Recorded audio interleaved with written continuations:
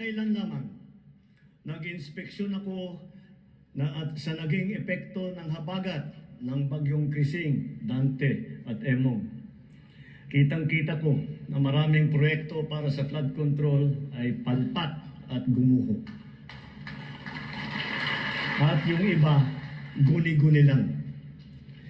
Huwag na po tayo magkunwari. Alam naman ng buong madla na nagkakaraket sa mga proyekto.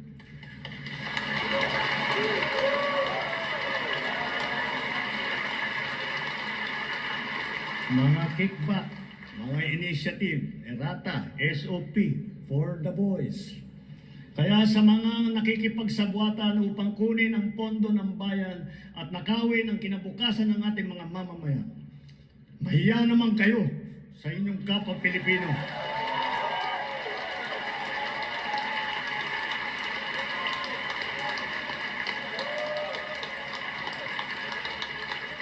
Mahiya naman kayo sa mga kabahayan nating naanod o nalubog sa mga pagbaha.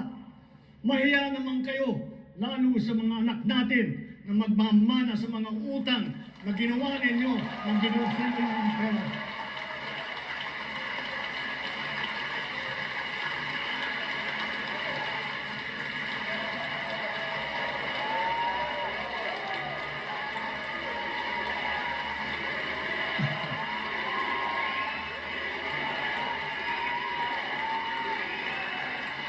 Para hindi na maulit, so that this will not happen again. First, the DPWH will immediately submit to me a list of all flood control projects from every region that were started or completed in the last 3 years. Second, the Regional Project Monitoring Committee shall examine that list of projects and give a report on those that have been failures, those that were not finished, and those that are alleged to be ghost projects.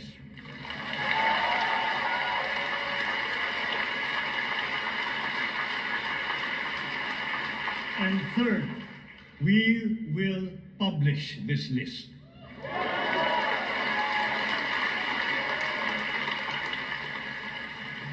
Isa sa publiko natin ang listahang ito.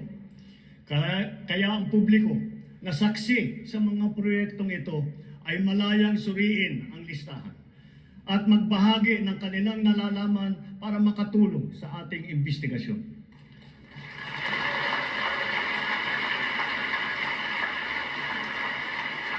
At the same time, there will be an audit and performance review regarding these projects to check and make sure and to know how your money was spent.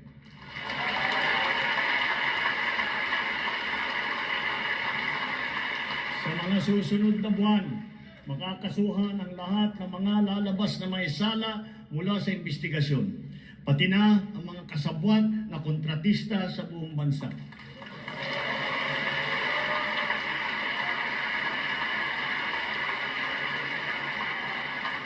Kailangan malaman ng taong bayan ang buong katotohanan.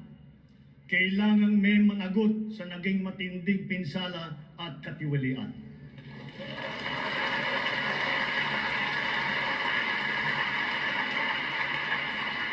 Therefore, for the 2026 national budget, I will return any proposed general appropriations bill that is not fully aligned with the national expenditure program.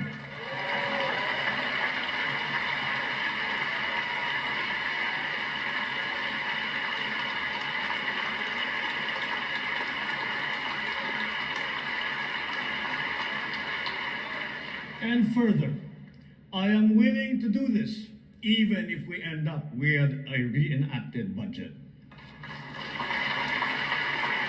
Hindi ko aaprubahan ang kahit anong budget na hindi alinsunod sa plano ng gobyerno para sa sambayanang Pilipino. Mga kababayan, sa paghantong natin sa kalahati ng termino ng administrasyon, susuong tayo sa susunod na 3 taon.